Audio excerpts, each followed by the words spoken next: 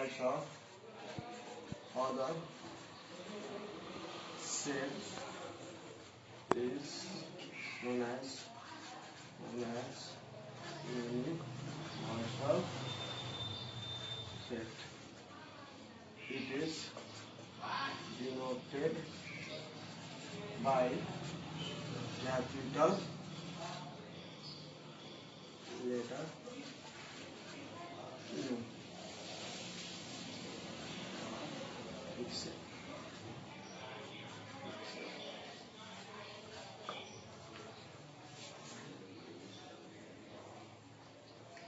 is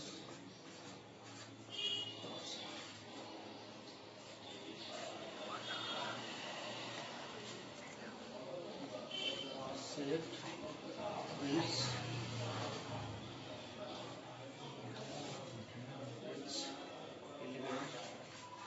a set which elements are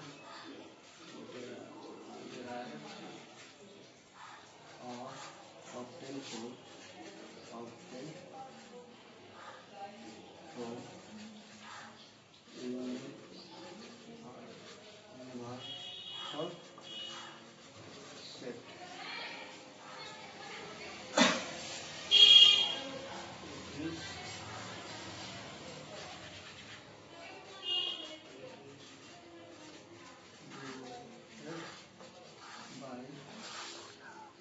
subset.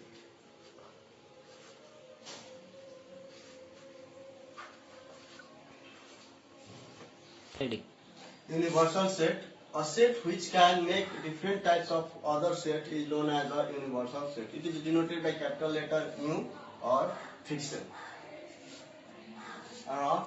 इस यो set universal set भनेको super set of other set पनि भन्छौं र यो यसले डिफरेंट टाइप्स अफ सेटहरु फर्म गर्न सक्छ र त्यसमा हामीले अब सबसेट अर्को बुझ्छौं a set which can element which elements are a set which elements are derived or obtained from universal set. It is denoted by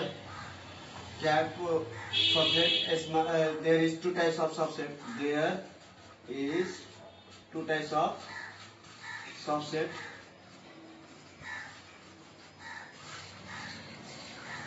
Proper subset. Other is improper subset. जसमा यदि U is a universal set 1 2 3 4 5 दियो भने अर्को set हाम्रो A equal to 2 3 अर्को B set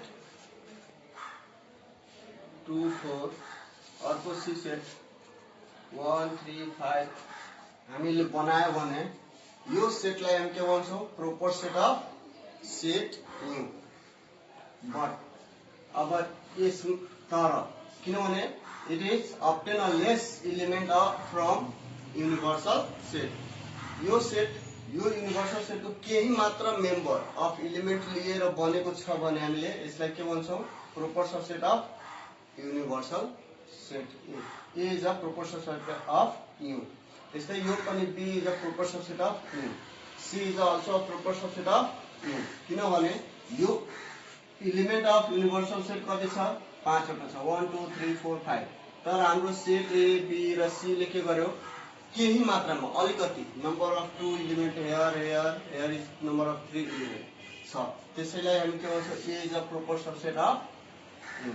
अब यसलाई के लेख्छौं भने A is proper subset of U.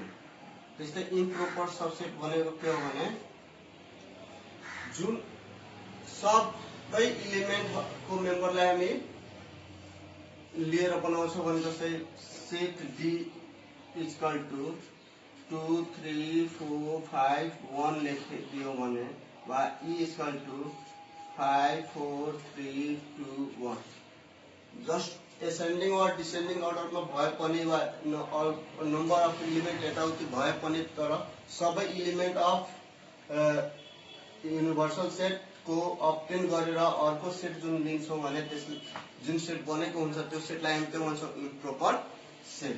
अब यसमा अर्को के पनि पढ्न सक्छौँ सबसेट भने अब कुनै कुनै कक्षाहरूमा 7, 8, 9 मा दिएको छ कि छैन, तर 7, 8 मा के हुन्छ भने सबसेट फाइन्ड गर्नु। How many subset is can form from set ए भने आउँछ, सेट बी, सेट सी भने त्यस्तो नम्बर अफ सबसेट को लागि by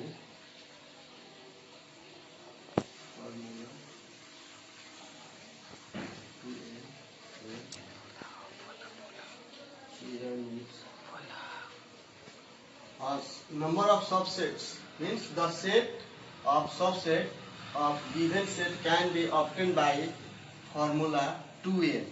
This is a 2n formula where n is a cardinal number of sets. For example, A is 2, 3 and C is a 1, 3, 5. अब भन्छ यो दिएको सेटबाट हामीले कतिवटा सबसेट बनाउन सक्छौं भने इजी तरिकाले आईक्यूहरुमा पनि सोध्न सक्छ, जीकेहरुमा, गेम क्विज कन्टेन्ट्सहरुमा भने हामीले सिम्पली अब यसलाई फर्मेसन हामीले सेट कसरी बनाउँछौं भने एउटा इम्प्टी सेट बनाउँछौं, एउटा सिंगलटन सेट बनाउँछौं, 2 को 3 को एउटा 2 हैन। तर यसलाई अब बनाएर भन्दा पनि सजिलो तरिका के गर्ने भने हामीले 2n को फर्मुला आउने n भनेको कार्डिनल नम्बर अफ सेट भने यसमा कतिवटा मेम्बर छ 1 2 कतिवटा फर्मुला छ 2 2 टु जा 4 यानी कि हाम्रो यो सेटबाट कतिवटा सबसेट बनाउन सक्छौं 4 वटा। अब यहाँ हामीले 4 वटा सेट बनाएको सोल्युसन हो, एउटा इम्प्टी सेट, एउटा सिंगलटन, अर्को सिंगलटन सेट, एउटा डिभिजन सेट, प्रोपर सेट भनेको 1 2 3 4 हाम्रो यो राइट छ। त्यस्तै अर्को छ हाम्रो यसमा पनि हामीले एउटा इम्प्टी सेट बनाउँछौं, त्यसपछि सिंगलटन सेट, त्यसपछि अर्को सिंगलटन सेट, त्यसपछि अर्को सिंगलटन सेट, त्यसपछि 1 3 एउटा सेट, त्यसपछि अर्को एउटा 1 5 सेट, अर्को हामीले 3 5 सेट बनाउँछौं भने हाम्रो यसको पनि फर्मुला के हुन्छ, एउटा हाम्रो 1 3 5 हुन्छ र अर्को यसको फर्मुला 1 को 2 को पावर n गर्दाखेरि हाम्रो के हुन्छ 2 को पावर यानी कि यहाँ हाम्रो कतिवटा एलिमेन्ट छ, कार्डिनल नम्बर कति छ यो सेटको 1 2 3 3 वटा, 2 into 2 into 2 गर्यो भने कति भयो 2 to the 4 4 to the 8 यानी कि हाम्रो यो तीनटा मेम्बर भएको सबसेटको सेटबाट हामीले कतिवटा सबसेट बनाउन सक्छौं 8 वटा सबसेट बनाउन सक्छौं। यसरी हामीले subset number of subset find गर्न सक्छौं। नेपाली लेख्दिगा रिलेसन अफ सेट means समूहको सम्बन्ध। There is 4 types of relation. First is equal set, यसलाई नेपालीमा समान समूह भन्छ। If set A and set B have exactly same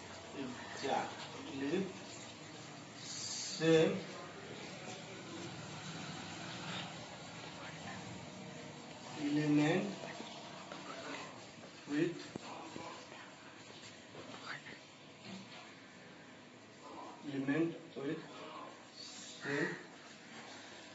number.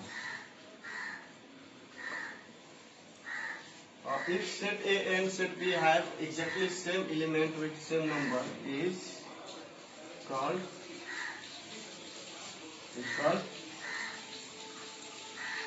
equal set. For example, A is a set of alphabet A, B, C, D, and B is also a set of alphabet D, B, C, A. This is called equal set. तो पहले हम से पारस्परिक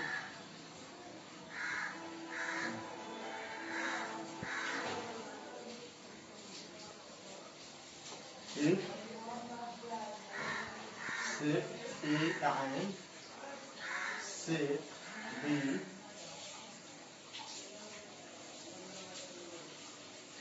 have same number of elements,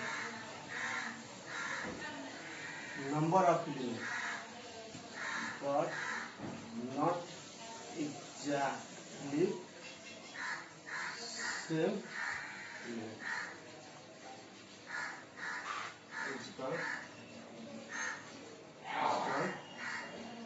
equivalent set.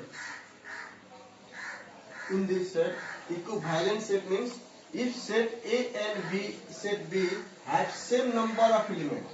Number of elements are same, but not exactly same element.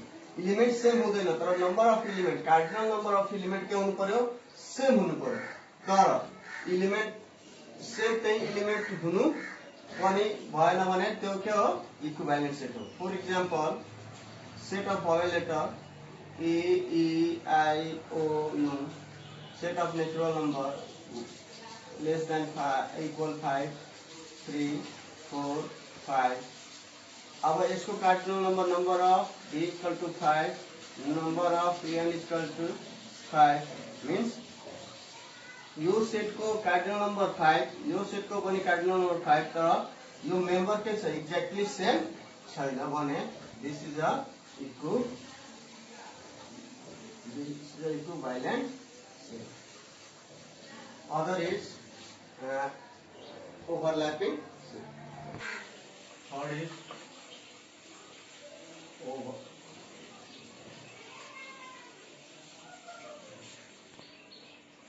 overlapping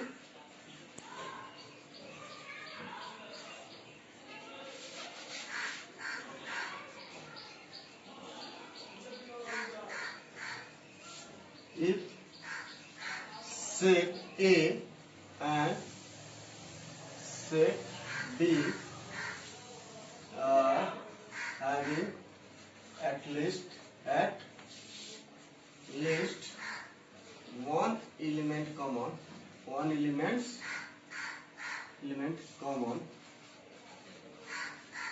then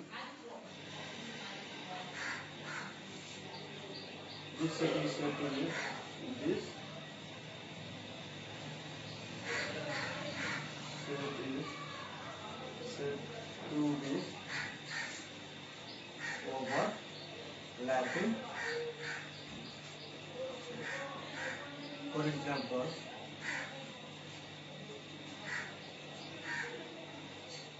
set of natural number less than equal 9, 10, 1, 2, 3, 4, 5, 6, 7, 8, 9. Subset of multiple of 9. Beyond 9 equal to 9, 18, 27, 36, 45, 54, etc. Means natural number and multiple of 9 मा के common छ भने एउटा common element छ भने यो 9 छ यहाँ यो 9 यहाँ छ भने एउटै एलिमेन्ट कमन भए पनि त्यो ओभरल्यापिङ सेट र ओभरल्यापिङ सेटलाई हामी समाउँछ त्यस्तो फिगरमा हेर्छ मीन्स यो जुन भाग छ यो सेट ए र बी मा के छ एकअर्कामा ओभरल्यापिङ भएको छ next is disjoint sets. Which